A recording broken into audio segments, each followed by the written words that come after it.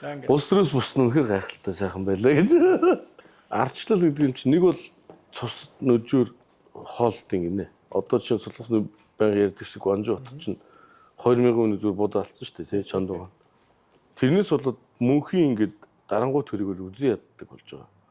Дараагийн том жишээ нь бусд орнууд яадаг гэхээр маш их төгсгийн хулгай гараад тэгээд иргэдэн тэмцээд болд юм би. Одоо болох цаг нь болсон шүү. Би бол одоо ингээд нөгөө авилгалын тоо бол их 80 боллоо шүү, тий. Одоо хэрэгийн дас руу хилжсэн үг шиг их 80 гэж тий. Тий. Одоо ингээд дасч эхэлж чинь заяа. Болох өгөхгүй юмд эвлэрч эхэлж чинь гэсэн үг. Одоо зүгээр хараа. Хүн амны хэрэг тий. Авилгалын хэрэгээ нуун дарагдсан хүн амны хэрэг боيو. Онц хүнзгийн гэмдэр гэсэн үг шүү дээ. Нэмэх нь ахад маш чанарсан байна гэж ярьлаа гэдэг чинь ахад ингээд үргэлжлсэн гэмтэрэг болж хөрж байгаа байхгүй юу? Гэтэл 30 сая доллар өгсөн гэж ярьж шүү дээ. Мөн үү?